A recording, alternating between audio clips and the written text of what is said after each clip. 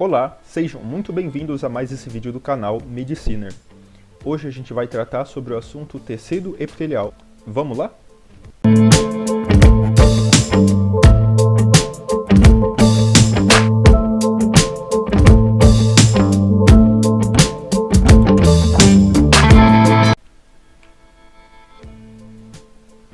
Bom pessoal, já tem um vídeo aqui no canal falando sobre o tecido epitelial de revestimento, onde eu fiz com bastante carinho aqui para vocês. E a gente tratou lá sobre a função de fato do tecido epitelial de revestimento, né? Justamente essa parte de ali revestir superfícies dos nossos órgãos, seja interna ou externa, até mesmo do nosso corpo. Ele vai ter a função então de proteger ou absorver substâncias, né? Íons, nutrientes, enfim. E também perceber alguns estímulos. Lembrando lá que a gente concluiu então ao final do vídeo, né, que justamente tudo que entra ou sai do nosso organismo, do nosso corpo, ele deve ser então atravessado por um folheto epitelial, como se o folheto epitelial fosse uma espécie ali de segurança do nosso corpo, tá certo? Bom, e hoje a gente então vai focar na função de secreção e na função de contração, tá certo? Do nosso tecido epitelial. A gente tem na função de secreção aí a secreção justamente dessas substâncias que serão produzidas por células específicas, sendo essas células pertencentes ao tecido epitelial de revestimento ou, mais notadamente, no tecido epitelial granuloso, tá certo? Quando a gente lembra do tecido epitelial granuloso, que ele vai secretar algumas substâncias, a gente lembra das glândulas, né? Que são aglomerados celulares ou até mesmo uma glândula específica que é especializada na atividade de secreção. Juntamente com essa atividade de secreção, a gente pode também lembrar das células mioepiteliais, que vão funcionar como se fossem músculos, tá certo? Atuando nessa função de contração. Ela vai se contrair como se fosse abraçar essas células, né, de secreção, forçando com que essa secreção seja expelida por essa célula, tá certo? Bom pessoal, o epitélio glandular então, ele é constituído por células. Intuitivamente a gente pode pensar que são células especializadas na atividade de secreção, certo? Elas vão produzir essas substâncias, elas vão sintetizar, vão armazenar essas substâncias e até mesmo eliminar, como a gente está de fato lidando aqui, né? Essas substâncias podem ser então proteicas, lipídicas ou até mesmo complexos associados em associação então de carboidratos e proteínas, tá certo? Essas moléculas então, em geral, que são sintetizadas, elas vão ser majoritariamente armazenadas nas nossas células. E quando isso acontece, a gente chama esse aglomerado, essa junção então de substâncias que vão ser secretadas posteriormente, de grânulos de secreção, tá certo? Eles vão ficar ali na célula mesmo, a gente vai ver mais pra frente do vídeo, tá certo? Bom, como é que ocorre essa formação das glândulas então, tá certo? A gente tem ali então o tecido epitelial, show de bola? Esse tecido epitelial, lembra lá da membrana basal, que ela vai ser reguladora da proliferação e diferenciação celular desse tecido? Então, a gente tem ali a membrana basal estimulando a proliferação dessas células. Essas células vão se proliferando, e essas células vão adentrando, então, o nosso tecido conjuntivo. Lembra lá que a gente falou no último vídeo que o tecido conjuntivo vai estar ali dando suporte ao tecido epitelial, logo abaixo dele? Então, essas células vão penetrar ali nesse tecido conjuntivo e vão formar glândulas de fato, né? E a gente tem dois caminhos a partir daqui. A gente tem o caminho onde essas células vão formar essas glândulas, essas cavidades, né? E vão estar mantendo contato ali com a superfície do nosso epitélio, ou situações onde essas glândulas, essas células que foram ali entremeadas no tecido conjuntivo, elas não têm mais contato com a superfície do tecido epitelial. A partir daí a gente tem duas formações de glândulas diferenciadas. A gente tem as formações das glândulas exócrinas, né, que são glândulas que mantêm esse contato com a luz do nosso epitélio, que justamente vai produzir essa secreção, vai sintetizar essas secreções e vão expeli-las direto para fora daquele tecido. Enquanto o tecido glandular endócrino, né, vão ser glândulas que vão produzir essas substâncias, porém que vão sofrer ali uma destinação direta para alguns tipos de órgãos a partir do nosso sangue. Então a gente tem logo ali, após a formação dessas glândulas endócrinas, vão começar a haver penetrações de capilares sanguíneos nesse tecido conjuntivo. Então, essas glândulas, elas vão começar a produzir essa secreção e vão expelir essa secreção justamente naquele sangue que está ali naqueles capilares sanguíneos. Então, a partir daí, essas secreções elas vão ser destinadas a órgãos que vão ter ali receptores específicos para receber de fato aquela substância sintetizada naquela glândula, tá certo? Com isso, a gente pode tipificar as glândulas em alguns tipos aqui. A gente tem as glândulas unicelulares e multicelulares. Se a gente pensar intuitivamente nesses conceitos, a gente consegue perceber que as glândulas unicelulares são glândulas compostas por uma célula, tá certo? A gente pode destacar aí as glândulas, as células caliciformes, né? São células que são em formato de cálice, que a gente vai ver mais pra frente no vídeo. E a gente tem as glândulas multicelulares, que são compostas por múltiplas células, multicelulares, múltiplas células, ou seja, várias células vão estar compondo aquela glândula, tá certo? Vão formar aglomerados e o que a gente conhece como glândula de fato. A gente tem as glândulas endócrinas e exócrinas, né? As endócrinas, a gente acabou de falar aqui que são glândulas que não têm esse contato com a luz do nosso epitélio, que não tem contato com essa superfície do nosso epitélio, então ela vai formar substâncias ali que vão ser expelidas justamente no sangue. Quanto às exócrinas, elas são glândulas que vão manter esse contato com a superfície epitelial, fazendo com que essa substância, o produto dessa síntese de substâncias, sejam excretadas para fora desse tecido epitelial, tá certo? A gente também tem outros tipos de glândulas, como por exemplo as simples e as compostas, que a gente vai ver ali mais pra frente. Eu não vou tipificar elas agora aqui, porque no próximo slide a gente já vai tratar os casos isolados e a gente pode explicar com mais calma, tá bom? Você vai entender melhor. E por fim a gente tem as glândulas merócrinas, a gente tem as holócrinas e a gente tem as apócrinas. As glândulas merócrinas, eu sei que é uma nomenclatura um pouquinho difícil, um pouquinho diferenciada, mas é simples de entendê-las, tá certo? Vem comigo. Então, as glândulas merócrinas são glândulas que vão fazer a síntese dessa substância, tá certo? Então, são células ali específicas, especializadas em produzir secreções, em produzir moléculas.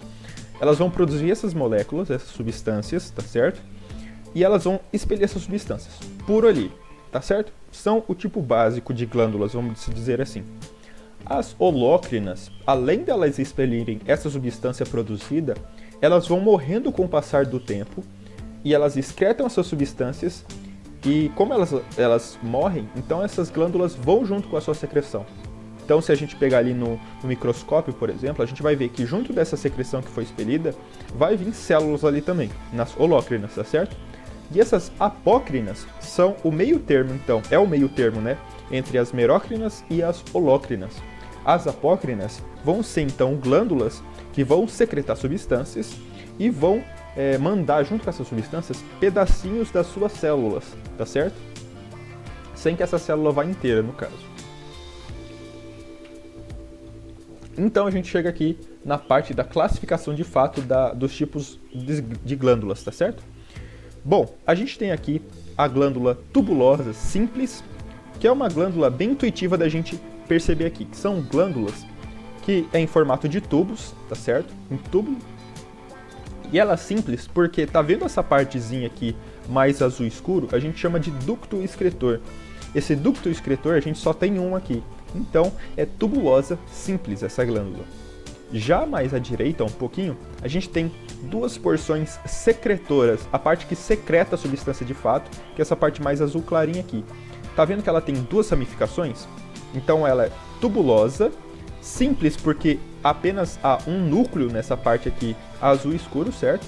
Porém ela é ramificada em duas porções secretoras de substâncias. Então, tubulosa, simples, ramificada. A gente tem a tubulosa composta, ou seja, ela é formada por túbulos, certo? E ela é composta porque ela apresenta dois ductos aqui, tá certo? Essa parte azulzinha aqui a gente pode ver que há ramificações. Então ela tem dois ductos, né, que vão fazer esse transporte dessa secreção. Um pouco mais à direita a gente tem a tubulosa simples enovelada. O nome é bem intuitivo, por quê? Apenas há um núcleo, um ducto, né? Então, tubulosa simples porque lembra um túbulo, simples porque só tem um ducto e enovelada porque a parte secretora dessa glândula parece um novelo de lã, né? Se a gente pensar lá um novelo de lã, lembra lá novelo de lã que os gatinhos gostam de brincar? Então, se a gente pensar naquele novelo lá, é mais ou menos a aparência dessa glândula aqui, tá certo? A gente tem aí a glândula sudorípara, né, como representante desse tipo de glândula aí. Mais abaixo, à esquerda, a gente tem alveolar ou acinosa. Alveolar ou glândula acinosa é quando a gente olha para a glândula assim e vê que a parte secretora dela é composta por células mais volumosas, né? Tá vendo que eles formam ácinos? Ácinos é como se a célula ali embaixo, na porção secretora, tivesse mais inchadinha. Então, alveolar ou acinosa. Mais à direita a gente tem alveolar, né? Porque são formadas de alvéolos a parte secretora, a parte azul clara ali é mais gordinha, vamos dizer assim, composta porque há vários ductos, né, de secreção. Então a gente tem a porção azul mais escura aqui, a gente tem várias ramificações. Então, alveolar composta. E para finalizar, mais à direita inferiormente, a gente tem a túbulo alveolar composta. O que é isso? Túbulo, lembra? Porque ela lembra um tubo. Tá vendo que essas são mais retinhas aqui? E alveolar, porque ela também tem porção alveolar, acinosa, né? Células mais gordinhas. E aqui a gente consegue ver nitidamente a diferença entre a tubulosa e a acinosa, alveolar, né? Porque, ó, a alveolar apresenta células mais gordinhas, mais volumosas, enquanto a alveolar, ela é mais a tubulosa ela é mais retinha, tá vendo? Então, túbulo alveolar, porque ela tem os dois tipos, e composta, porque ela tem vários ductos, tá certo? Então, se você souber isso daqui para sua prova, vai estar de bom tamanho para a classificação das células, das glândulas, que a sua professora ou professor com certeza vai perguntar, tá certo? E aqui a gente chega no tipo das glândulas mais especificamente mediante a sua secreção, tá certo? A gente tem aqui a túbulo mucosa, que vai ser células aqui tubulares, né? E a acinocerose. Quando a gente olha assim, a gente tem que olhar aqui. Quando a gente vê o túbulo ou ácino, a gente já sabe o que significa, né? Uma mais gordinha, outra mais reta. E mucoso ou seroso está de acordo com o produto da secreção, tá? Que substância essa glândula vai secretar? Quando a gente olha para uma glândula que vai secretar secreções mucosas, a gente está falando que são glândulas secretoras de substâncias ricas em mucina. Mucina nada mais é que uma glicoproteína. Então, associação de carboidratos e proteínas, né? Aquele complexo que a gente já tinha falado. Quando a gente olha para o ácido seroso, são células acinosas que vão compor essa glândula, e essa glândula vai produzir substâncias serosas. O que é essa substância serosa? Geralmente, na verdade, proteínas, né? Ricas em proteínas, essas substâncias. A gente tem as glândulas mistas, que elas vão ter tanto células que vão secretar substâncias mucosas e serosas também. Então, tanto proteínas quanto glicoproteínas. Aqui não está no slide, mas tem outro tipo de glândula também, que é conhecida como glândula transportadoras de sais e água, tá certo? Lembra lá da glândula sudorípara? A gente tem o suor, a gente tem quantidade riquíssima de água e sal ali naquela excreção, tá certo? Vamos olhar aqui então, mais especificamente, para as células serosas. Lembra lá o que elas vão secretar? Vão secretar proteínas, tá certo? Então, que organelas elas precisam ter? Vamos pensar intuitivamente aqui. Lembra lá as organelas que elas vão produzir proteínas? Lembra lá do retículo endoplasmático rugoso, rico em ribossomos? Esses ribossomos, então, eles vão ser altamente sintetizantes aí de proteínas, então eles vão ter que estar nessa célula em grande número. A gente tem um complexo golgiense que vai empacotar essa secreção. Então, sempre quando a gente está falando em células secretoras, a gente tem que notar uma quantidade considerável de de complexo de Golgi, porque ele vai ser o empacotador dessas células, dessas substâncias, tá certo? E a gente nota aqui nas células serosas um grande número de grânulos de secreção, tá certo? Mais abaixo aqui a gente tem o retículo endoplasmático rugoso, tem um número assim até considerável de mitocôndrias, e a gente tem o complexo de Golgi, o complexo golgiense ali fazendo o empacotamento dessas substâncias. Agora a gente fala aqui um pouquinho sobre a célula caliciforme, lembra lá das glândulas unicelulares? Justamente essa célula caliciforme que vai ser uma grande representante daquele tipo de glândula, tá certo? Essa aqui vai ser secretora de muco, Lembra lá? Mucina que ela vai secretar, por isso o nome muco, né? Então ela vai estar secretando aí glicoproteínas. Então essa associação de glicoproteínas, elas vão precisar de um número considerável de retículo endoplasmático rugoso, justamente por essa síntese de proteínas. Um número um pouquinho maior de mitocôndrias, como a gente pode perceber, tá certo? E aqui grânulos de secreção, juntamente também com complexo golgiense, tá certo?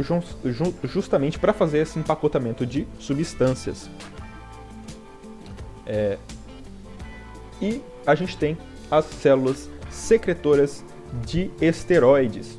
Essas células secretoras de esteroides, quando a gente pensa em esteroides, a gente tem que sempre associar com lipídios, tá certo? Quando a gente pensa em esteroides, a gente está falando também de lipídios. Então, qual que é a organela responsável pela síntese de esteroides? Lembra lá de lipídios? Retículo endoplasmático, dessa vez é o liso, tá certo? E nessa imagem aqui está perfeito para a gente notar essa diferenciação de célula. Como a gente pode notar aqui na imagem, talvez esteja pequeno para vocês, se vocês conseguirem assistir no computador, no tablet, acho que vai ficar melhor para a visualização de vocês. Mas não tem problema, vou descrever a imagem aqui para vocês. Bom, a gente pode notar um grande, mas grande mesmo, número de retículo endoplasmático liso, justamente para a síntese desses esteroides. A gente tem aqui grânulos de secreção que estão ricos em lipídios, ricos em esteroides, tá certo? A gente tem também um número considerável de complexo de Golgi, tá certo? Justamente para fazer esse empacotamento dessas substâncias. E um número também um pouco maior do que os demais de mitocôndrias, tá certo? Então a gente vai para os tipos de glândulas, voltando um pouquinho, para falar, eu trouxe algumas glândulas aqui exócrinas, que são conhecidas, provavelmente vai cair na sua prova, e eu trouxe elas aqui para vocês terem o conhecimento e mandar bem na sua prova, tá certo? A gente tem a glândula sebácea, né? Lembra quando a gente lembra da glândula sebácea, a gente lembra de sebo, né? Que na verdade são como se fosse... A gente lembra muito de gordura, né? Mas a gente está falando aqui mais de triacilgliceróis, de ácidos graxos livres, de colesterol e ésteres de colesterol, por exemplo, que essas glândulas vão estar excretando nas suas substâncias. Essas glândulas geralmente vão estar associadas a pelos, ou seja, geralmente onde tem pelos aí são regiões que vão estar ricas aí em glândulas sebáceas. Elas vão ser revestidas por um epitélio estratificado, lembra do epitélio estratificado? São células mais achatadas e essas glândulas vão ser caracterizadas como exócrinas, tá certo? Todas as glândulas que eu trouxer aqui vão ser exócrinas. Ela vai ser alveolar, então vai ser glândulas que tem células mais volumosas, mais globosas, né? E holócrinas, porque à medida que ela vai secretando essas substâncias, essas células dessa glândula, elas vão perdendo ali a sua vitalidade, vamos dizer assim, né? E elas vão morrendo e vão sendo excretadas essas substâncias justamente com as células que compõem essas glândulas. A gente tem a glândula sudorípara também, bastante conhecida pela gente também pelo suor, né, que elas expelem. E a gente tem as glândulas, tem dois tipos aqui. A gente tem as glândulas sudoríparas merócrinas que a gente vai ver agora. São encontradas em quase toda a pele, justamente suor, né, a gente lembra, é intuitivo pensar nisso. São tubulosas, simples e enoveladas, formam um novelo, né? Constituídas de epitélio cúbico estratificado, então as células aqui já são cúbicas, né? São mais volumosas do que as sebáceas. A gente pode observar aqui nesse corte histológico um núcleo mais arredondado. Lembra lá quando a gente pensa em núcleo arredondado, a gente está falando possivelmente de células cúbicas. E a gente tem um citoplasma rico em mitocôndrias. Justamente porque no suor, se a gente pensar, tem muita quantidade de sal e de água. E sal, normalmente, né, é composto por íons. Esses íons, para ser transportado de uma região para outra, eles precisam de muita energia para ser transportados. É um transporte ativo, ou seja, requer energia. E quem que produz energia na nossa célula? Justamente as mitocôndrias. Então, se a gente olhar ali numa microscopia eletrônica, a gente vai notar um citoplasma riquíssimo em mitocôndrias, porque elas justamente vão fazer a produção dessa energia, tá certo? ATP, por exemplo.